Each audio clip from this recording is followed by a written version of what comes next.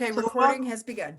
Okay, welcome everyone. I'm Marilyn Wills, President of the League of Women Voters of Tyler Smith County. And with me today, I have Mary Claire Rowe. She's our Vice President of Community Relations. We have Dr. Tammy Burnette. She is Vice President of Voter Services. And today we're beginning a brand new series, a Zoom series, and it's called Coffee With. And we each have our coffee mugs. And the intention of Coffee With is for us to have conversations with our elected officials, our local elected officials. And so we're starting today with our first visitor, and that's our new mayor, Don Warren. Welcome. Thank you. Thank you for having me. And thank you for being here today. And also, Don, thank you for being a supporter of the League over the years. You've been to a lot of our events, and we really appreciate that. Yep. So I know that you have your mug. I hope you have some coffee, cookies, and you're ready to get started. I did not spray these with Windex, but I need to. I'm already eating.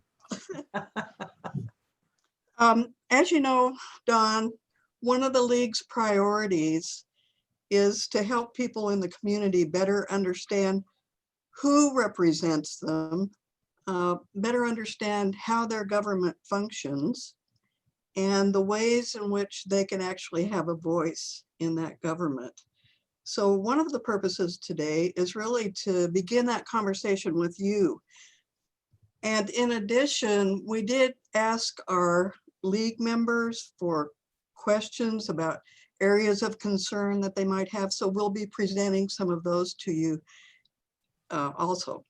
Okay. But I know that a lot of our listeners are probably not aware that the mayor in Tyler is an unpaid position. And I think it's relevant to know that. And they may not understand the council manager form of municipal government. So I was wondering if you would briefly describe for our listeners how the mayor works with the city council, works with the city manager, works with county officials, and then maybe tell us a little bit about what you think the strengths and the challenges of that form of government might be. Okay. Well, first and foremost, when you think of, you've got 6 city councilmen, and each city councilman represents a certain district. And then you have the mayor, who is elected from the entire population of the city. So you actually have 7 people that sit behind the dais representing the city.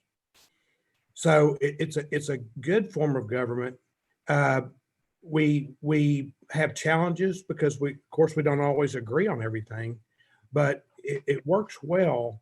And the mayor's role is really almost just like the chairman of the committee or chairman of the council. And when people talk about Robert's Rules of Order and all that kind of stuff, where our city council really doesn't follow Robert's Rules of Order, it's more of we're having a committee meeting or a council meeting, and I simply preside over the meeting and make sure it runs smoothly and according to the agenda, and that we don't get off track, and we stay to the agenda. So I work very closely with the city manager. We talk a lot and we discuss a lot of different things. The city manager also has coffee or lunch or afternoon coffee with each council member once a month. And so there's a lot of dialogue that transpires between myself and the city manager and the city manager and the other council members. Is the city manager an elected position? No, ma'am. And who hires him? He is hired by the city council. And he can be fired by the city council. Okay. So he's here at the discretion of the city council. So he works very closely with the other council members. And the reason why is I can't contact the city councilman and talk about issues away from a meeting, or we'll have we can't do that. It's against the law. So I don't talk to them away from meetings, maybe, just about regular things, but not about agenda items and so forth. So it's a good form of government. It's very transparent form of government. And as far as how can the community be involved, one thing we don't have at the city council level is an open mic, so to speak. At the county commissioners meetings, you'll notice at the very beginning, you'll have 2 or 3 people that get up and speak because they can speak for 3 minutes and talk about different things on their mind. But at the city council, we don't have that, and we just don't have it. Well, is it something you could initiate, or is it part of that structure that you're talking about? Well, it's part of the structure, and our structure is really, if it's on the agenda, we discuss it. And if it's not on the agenda, we don't discuss it. And, the manager and the city manager and the mayor, they work together to decide what's going to be on the agenda. However, if 2 city council members want something put on the agenda, they can bring that forward as well. So something can be put on the agenda in different manners. Okay, so let me just ask, if I have a concern that I want addressed by the mayor and the city council, how do I involve myself with you all to get that on the agenda? Well, it's going to sound like I'm just making this up, but I think there's so many people in this city that have my cell phone number. Now, I probably need to change my number, but I'm not. But how you get something on the agenda is you simply get involved. And when people have an issue in their neighborhood or in a certain district, and they call me, I may say, well, have you talked to your city councilman? And sometimes they haven't, sometimes they haven't. But the number one thing you do when you have something in your district that you're concerned about is to contact your councilman and tell them what your concerns are. And when you do that, that starts the dialogue on whatever it is that needs to transpire or that possibly could transpire and get on the agenda. And I believe that all of their contact information is available on the city's website. So that is correct. We have telephone numbers on the website. We have our bio on the website, our interest on the website. So and also you can contact the city manager's office where we can get online. You can ask questions online. We get questions every day from citizens about complaints, suggestions, different things. So well, that's good. So there's other ways too. And I'd like for you to talk just for a few minutes about boards and commissions and things like that people can be active in. That's true. When I first started getting involved in the city, one of the first things I did, I got involved with nonprofits first and started volunteering with nonprofits. And in that way, you get to know the community, you get to know the executive directors, and you get placed, you get put in the process. And when you're doing that, you get to know kind of how the city works. And one of the first commissions that I got on was the Planning and Zoning Commission. Uh-huh. And it was a very controversial commission. That's where things are really aired out before it goes to the city council. And I mean, really, I thought, yikes, this is tough. But it's so important because at the planning and zoning level, you really give citizens the ability to speak. You're not really put on a timer. You can speak, you can say what you think, be respectful, of course, but say what you want to say, and you're heard. And everybody wants to be heard. But in addition to that, people call me all the time saying, I want to get plugged in. And I say, but you need to get plugged in where you're interested. I mean, you don't want to be plugged in to the parks department if you don't care about parks. Right. And so we try to find commissions and boards where people actually fit and will be a positive thing for that board or commission. But there's a ton of boards and commissions that are always needing to be filled. They're filled in August of each year, August, September. So So if I want to do that, how do I do it? you can get online. There's a form online. You can get with the city secretary, Cassandra Breaker, and she can send you a form via email. It's an easy form to fill out. You get a first choice and a second choice. And when we fill the boards and commissions, we do our best to give people their first choice. But sometimes it doesn't work out that way. Okay, well, that's very interesting. Well, thank you for that. And so let's go to Mary Claire. She has a couple of very specific questions for you. Right. I live on South Broadway, opposite South Broadway, and the traffic is just terrible. And I wonder, since you were mentioning the zoning commission, what is the plan for traffic congestion? And I'm sorry. managing the traffic congestion better. Well, More streets to open north and south. We talked about that 40 years ago when I first moved here. well, you're right. It is bad, especially on South Broadway. This is not going to answer your question, but I'm going to answer your question. My wife and I, first of all, we stay off of South Broadway between 8 and 5, and we just stay away from it because it drives us nuts. But if we need to get to Cumberland Village, we go out Old Jacksonville Highway, get on Cumberland Road, and we go around Broadway. So you're right, it's a nightmare.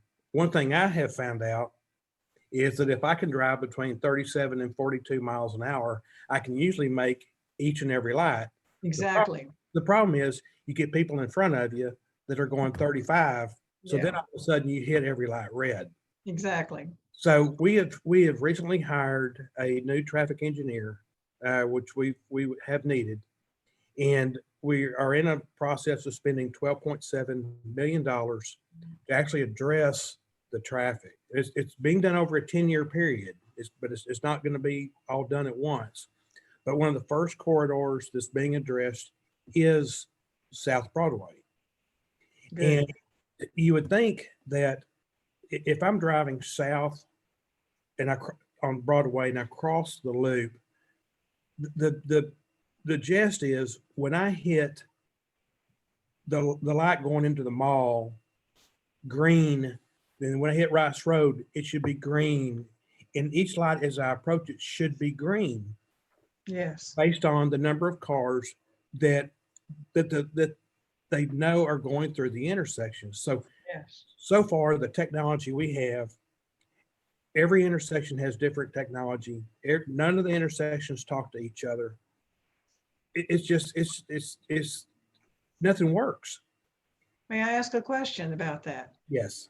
What has changed? Because I used to be able to leave my home and get on Broadway and go all the way to Bergfeld without stopping if I go in the morning. And then in the afternoon, if I come south, if I do it at a certain time, I could come all the way south. So did they change their coordination of the lights? Are you talking about recently?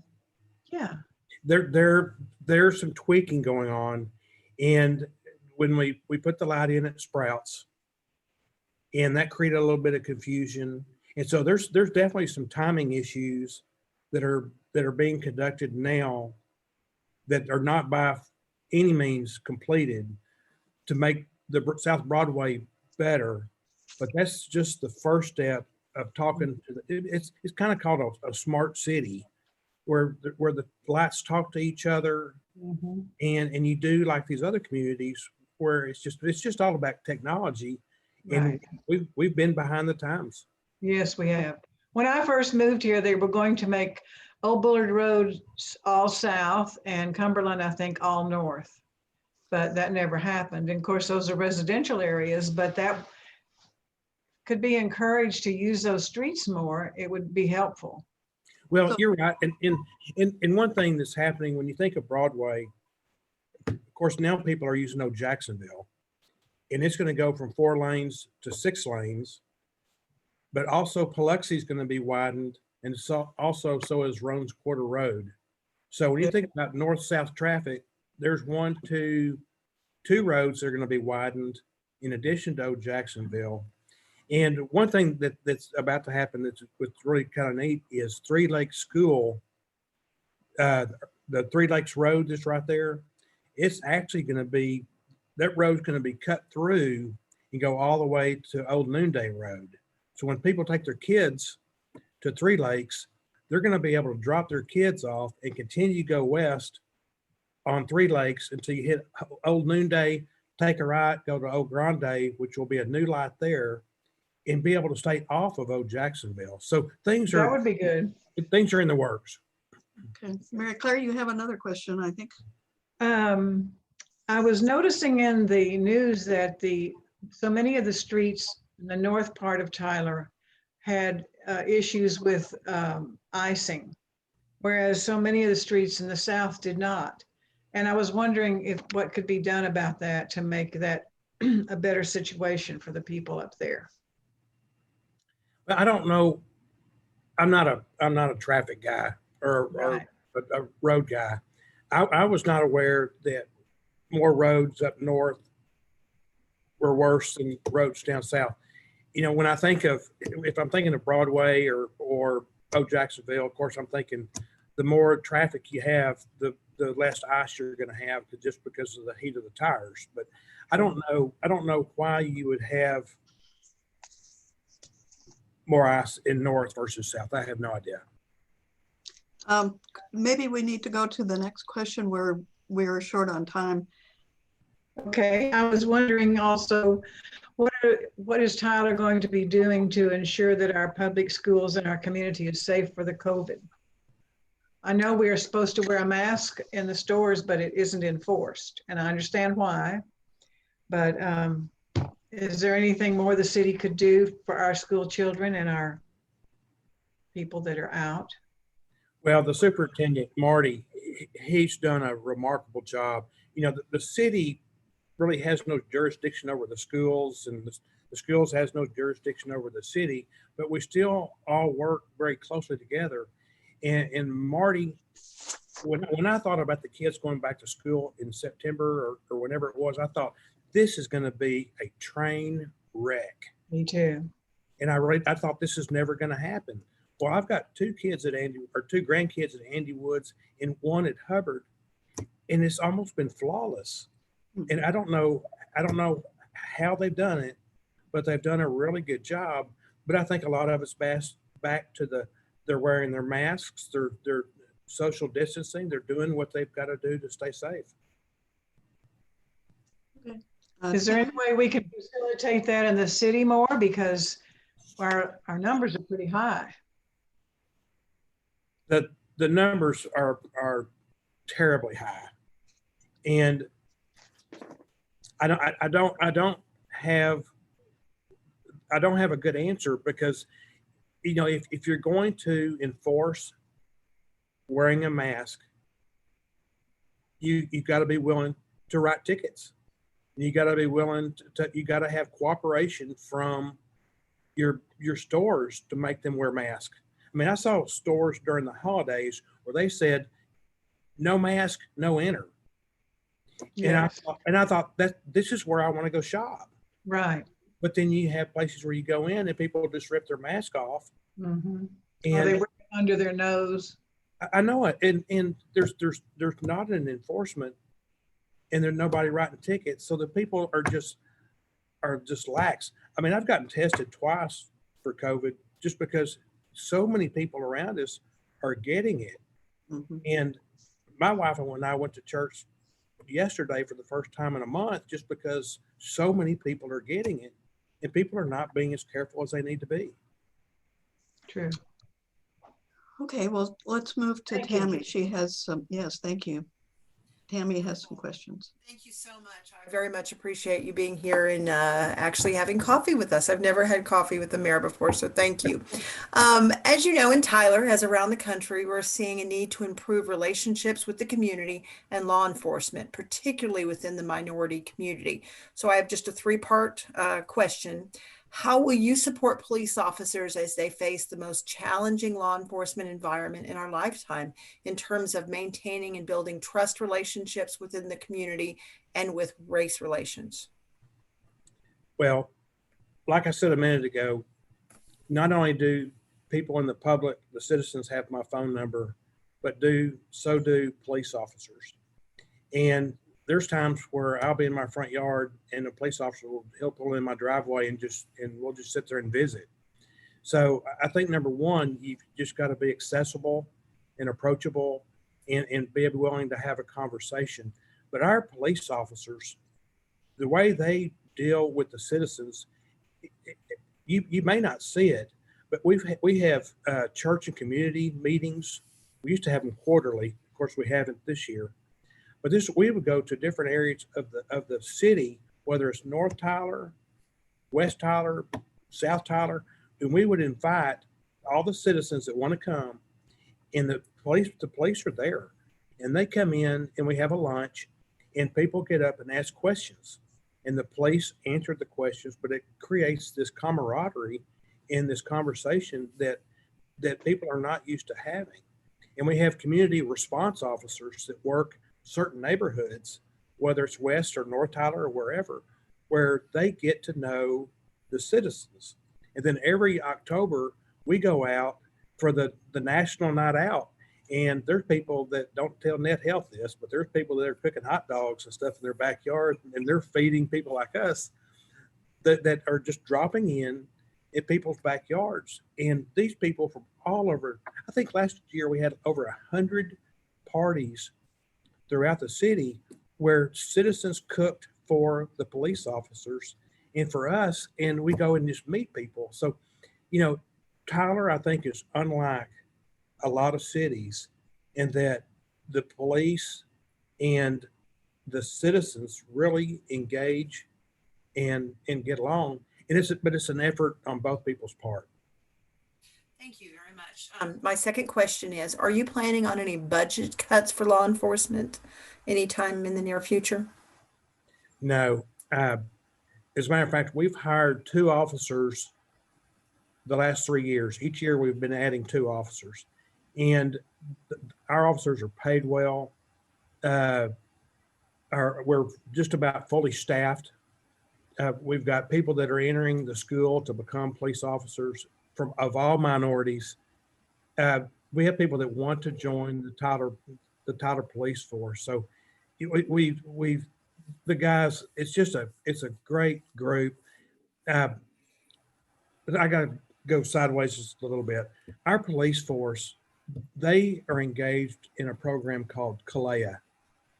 And only 5% of all the police departments in the United States participate in Kalea. And once you get this recognition, you're recognized as the top 5% in the nation.